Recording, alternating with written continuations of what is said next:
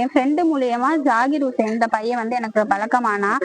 அங்க சென்னை வந்திருந்தப்போ ஃப்ரெண்டானவன் தான் எனக்கு இவன். என் நம்பரை வாங்கிட்டு என்கிட்ட ஃப்ரெண்ட்லியா பேசுறேன்னு சொல்லிட்டு அவனுக்கு ஏதோ காசு வேணும், பணம் வேணும், நகை வேணும்னு சொல்லிட்டு என்கிட்ட கொஞ்சம் கொஞ்சமா அவன் ஃபேமிலி எல்லாரும் சேர்ந்து நகை பணம் எல்லாத்தையும் வாங்கினாங்க. வாங்கிட்டு காரு நகை என்னோட நகையெல்லாம் அவங்க வேற நகையா மாத்திட்டாங்க. கொடுத்த காசுக்கெல்லாம் காரு புல்லட் அப்படின்னு வாங்கிட்டாங்க. இத மாதிரி என்ன மட்டும் அவன் நிறைய ஏமாத்தல. அவன் ஃபேமிலி எல்லாருமே சேர்ந்து என்ன இந்த மாதிரி இன்னும் நிறைய பொண்ணுங்களை ஏமாத்திட்டான். எனக்கு தெரிஞ்ச இது வரைக்கும் ஒரு 10 பொண்ணுங்களோட லிஸ்ட் நான் எடுத்து வச்சிருக்கேன், யார் யாரெல்லாம் இவன் ஏமாத்தினான்னு சொல்லிட்டு. அந்த பிள்ளைங்கள்ட்ட பேசி நானும் இது பண்ணியிருக்கிறேன். இவன் இது மாதிரி இன்னும் நிறைய பேரை ஏமாத்திட்டு தான் இருக்கான். இப்போ வரைக்கும் அவன் ஏமாத்திட்டு தான் இருக்கான். இதுல நான் பாதிக்கப்பட்டிருக்கேன், அவன் ஃபேமிலியும் சேர்ந்துதான் இது எல்லாமே பண்றாங்க. ஒரு பொண்ணு இல்ல, இத மாதிரி என்னை கூட்டிட்டு போய் கல்யாணம் பண்றேன்னா அந்த பிள்ளைங்கள்ட்ட உள்ள நகை காசு எல்லாத்தையும் புடுங்கிக்கிட்டு அந்த பிள்ளைங்களை கொண்டு போய் அங்க வச்சு அடிச்சு மிரட்டி கொண்டு வந்து திருப்பி அவங்கள வேற எங்கேயாவது விட்டுட்டு அவங்க மேல ஏதாவது குறை சொல்லிட்டு அந்த பொண்ணுங்க மேலேயே தப்பு சொல்லிட்டு போயிடுறாங்க. ஆனா இந்த பையன் இப்ப வரைக்கும் அதே தப்ப திருப்பி திருப்பி பண்ணிட்டே இருக்கான். அவனுக்கான தண்டனை எங்கேயுமே கிடைக்கவே மாட்டேது. தங்கச்சி கூடு கடை போடுறவங்க இவங்க கூட்டுல கடை போட்டு ஒவ்வொரு பொண்ணு நம்பரா வாங்கி கொடுத்து இந்த மாதிரி காசு பணம் நகை புடுங்குறது. அது இல்லாம இவனோட டார்கெட்டே என்னன்னா கல்யாணம் ஆன பொண்ணுங்க தான். கல்யாணம் ஆன பொண்ணுங்களை ஏமாத்தினாதான் எந்த இடத்துலயும் மாட்ட மாட்டோம் அப்படின்றது வந்து அவனுக்கு நல்லா தெரிஞ்சிருக்கு. அதனால கல்யாணம் ஆன பொண்ணுங்களையா பார்த்து ஏமாத்தி அவங்கள்ட்ட உள்ளதெல்லாம் புடுங்கிக்கிட்டு நம்ம இப்படியே தப்பிச்சிடலாம் அப்படின்ற மாதிரி சொல்லிக்கிட்டு இருக்கிறது. அதே மாதிரி நான் இந்த மாதிரி எங்கேயாவது வெளியில போய் இந்த மாதிரி கேஸ் கொடுத்தேன்னா என்னை கொலை பண்ணிடுவேன், என் குடும்பத்தையே கொலை பண்ணிடுவேன் அப்படின்னு சொல்லி மிரட்டி குடும்பமா சேர்ந்து மிரட்டி இது பண்றாங்க. அதுக்கான ரெக்கார்டு எவிடன்ஸ் எல்லாமே என்கிட்ட இருக்கு. நான் வந்து 2 லட்சம் ரூபாய் பணம் 13 சவரன் நகை மட்டுமே அவன்கிட்ட கொடுத்து ஏமாந்து அவங்களாம் நிறைய கொடுத்து ஏமாந்து இருக்காங்க. அது வந்து எல்லாருமே சொல்ல பயப்படுறாங்க, இவன் ஏதாவது பண்ணிருவானோன்னு சொல்லிட்டு பயப்படுறாங்க. யாரும் வெளியில வரமாட்டீங்க. இப்ப நான் பாதிக்கப்பட்டேன், நான் வெளியில வந்துட்டேன். இந்த மாதிரி இன்னும் இந்த பொண்ணுங்களும் பாதிக்க கூடாதுன்ற ஒரு ரீசன்னாலதான் நான் இப்ப இதை வந்து சொல்லுறேன் வெளியில. மெயினா உடல் ரீதியா பணம் காசு நகை அது மாதிரி அவங்க ஃபேமிலி 4 பேருமே 5 பேருமே சேர்ந்து செய்யறதுதான் இது. என் நாத்தனார் வந்து இந்த பையன்கிட்ட தான் பாதிச்சிருக்காங்க. எப்படின்னா என் நாத்தனார் வந்து எங்க வீட்டுக்காரவங்களுக்கு வந்து அப்பா அம்மா கிடையாது. என் வீட்டுக்காரர் தான் எல்லாமே செஞ்சு கல்யாணம் பண்ணி வச்சாங்க.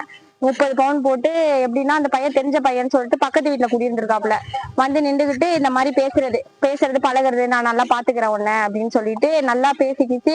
என்ன பண்றது, எல்லாத்தையும் வீட்டுல வாங்கி வச்சுக்கிட்டு அடமானம் வச்சுட்டு மூட்டு தரேன், ரொம்ப கஷ்டமா இருக்கு அப்படின்னு சொல்லி வாங்கிடுறான். வாங்கிட்டு இந்த மாதிரி வந்து அந்த பொண்ணை வந்து என்ன பண்றான்னா அங்க இங்க அழைச்சிட்டு போய் சுத்தி காட்டி அவங்க வீட்டுக்காரவங்க வந்து கடை வேலை பார்த்தாங்க. அந்த வீட்டுக்காரையும் டைவர்ஸ் வாங்கி கொடுத்துட்டு எங்க பார்த்தாலும் அழைச்சிக்கிட்டு சுத்தி இருக்கான். நகை அவ்வளவு நகையும் வாங்கி வித்துட்டாங்க. எல்லா காசையும் வாங்கி என்ன பண்ணிடுறாங்கன்னா அக்கௌண்ட்ல வச்சுக்கிறது. இத மாதிரி வீட்டு பத்திரத்தையும் வாங்கி வச்சுக்கிட்டாங்க. வீட்டு பத்திரத்தை எங்களோட வீட்டு பத்திரமும் அவன்கிட்ட தான் இருக்கு. ஏன்னா வீட்டுல யாரும் உனக்கு அத்தாமலாம் இல்ல, நான் பத்திரமா வாங்கி வச்சுக்கிறேன்னு சொல்லி அதையும் பிடிங்கி வச்சுக்கிட்டான். நாகூர்ல கல்யாணம் பண்ணி வைக்கிறேன், நீங்க வாங்க அப்படின்னு சொல்லி வீட்டுக்கு அழைச்சிட்டு போயிடுறாங்க. பேசி அந்த வீட்டுல போய் என்ன பண்றது, எல்லாரையும் போட்டு அடிக்கிறது. அந்த பொண்ணுகள் எல்லாம் போட்டு அடிச்சு நகை பணம் எதுவுமே நீ கேட்டீங்கன்னா செல்லுல உள்ள ரெக்கார்டு எல்லாத்தையும் அழைச்சிடுறாங்க. எங்கள்கிட்ட ஒண்ணுமே இருக்க மாட்டேங்குது. இப்போ வந்து நான் வெளியூர்ல இருக்கேன். நான் தேரலந்தூர் கலகலப்பாவளத்தில் இருக்கும்போது என் சொந்தக்கார பையன்தான் ஆசாத்து என்கிற ஜாகிர் ஹுசேன். நான் வந்து அவர் வந்து என் கூட நான் கல்யாணம் ஆனதுக்கப்புறம் மாமா பையங்கிறதுனால நாங்கள் கொஞ்சம் ஃப்ரெண்ட்லியாக பழகிட்டு இருக்கிறப்போ நல்ல விதமாக பேசி எனக்கும் என் வீட்டுக்காருக்கும் கொஞ்சம் மிஸ் அண்டர்ஸ்டாண்டிங் இருக்கக்குள்ள என் கூட பேசி பழகி நான் உன்னை பார்த்துக்கிறேன், நான் உன்னை வந்து கல்யாணம் பண்ணி நான் நல்ல விதமாக பார்த்துக்கிறேன். எனக்கு ஒரு 2 வயசில் ஒரு குழந்தை இருந்துச்சு. அப்போது 2019 நடந்தது இது. எனக்கு 2 வயசு குழந்தை இருக்கிறப்போ என்னை பார்த்துக்கிறேன்னு சொன்னதுனால என்கிட்ட ஆசையாக பேசி எல்லாம் நானே பார்த்துக்கிறேன், எல்லாத்தையும் நான் தான் உனக்கு எல்லாமே அப்படிங்கிற நம்பிக்கையான வார்த்தையெல்லாம் கொடுத்து என்னை ரொம்ப ஏமாற்றிட்டான். நான் அவனை நம்பி என் வீட்டுக்காரனையும் கையை விட்டுட்டு தலாக் கொடுத்துட்டு என்னை வந்து ஊரை விட்டு வேறு ஊருக்கு கொண்டு வந்து வச்சுருந்தப்போ என்கிட்ட ஒரு 10 பவுனாக என் வீட்டுக்கார்ட்ட தலாக் கொடுத்துட்டு நான் வரக்குள்ளே எனக்கு கல்யாணத்துக்குன்னு போட்ட ஒரு 10 பவுனாக 1 லட்ச ரூபா பணம், என் வீட்டு பத்திரம் என்கிட்ட இருந்துச்சு. எங்கள் பூர்வீக சொத்து தேரலந்தூரில் இருக்கிற ஒரு வீடு. எங்கள் அம்மா கொஞ்சம் மனநல பாதிக்கப்பட்டதுனால அவங்க வீட்டோட பத்திரம் என் கையில் தான் இருந்துச்சு. அவங்க வீட்டில் வந்து நாங்கள் 2 பேரும் ஓடி வந்துட்டோம் அப்படிங்கிறத தெரிஞ்சதுக்கப்புறம் அவங்க வீட்டில் ஃபோன் பண்ணி நீங்கள் ஏன் அங்கெல்லாம் போய் இருக்கீங்க, நான் வந்து உங்களுக்கு கல்யாணம் பண்ணி வைக்கிறேன், நீங்கள் ஊருக்கு வந்துடுங்க அப்படின்னு எங்களை கூப்பிட்டப்போ நானும் நம்பி சரி 2 பேருமே வந்து நம்பி தான் போனோம். அப்போல்லாம் இவன் நல்லவன் தான் நான் நினச்சிட்டு இருந்தேன். என்னை நம்பி ஊருக்கு அழைச்சிட்டு போய் என்னை அடித்து சித்திரவதைப்படுத்தி என் நகையை பிடுங்கி என்கிட்ட இருந்த பத்திரம் எல்லாத்தையும் அடித்து பிடுங்கிக்கிட்டாங்க. நானும் எந்த அளவுக்கு முயற்சி பண்ண முடியுமோ பண்ணினேன். ஊரில் இந்த தெருவுலலாம் என்னை போட்டு அடித்தாங்க.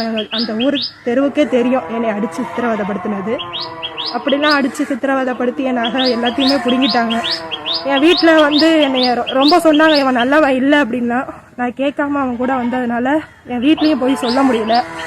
என்னை நடு ரோட்டில் வந்து இங்கே கொண்டு வந்து ஒரு 2 மாதம் என் கூட குடும்பம் நடத்தி என் வாழ்க்கையை சீரழித்து என் பிள்ளைக்கும் நான் வச்சுருந்த நகைகள் என் பிள்ளை காதில் கடந்தது, கழுத்தில் கடந்தது எல்லா நகையும் கழட்டி விற்றுட்டு எந்த அளவுக்கு என்கிட்ட இருந்து பிடுங்க முடியுமோ பிடுங்கிட்டு என்னை நடுத்தரில் விட்டுட்டு போயிட்டான்.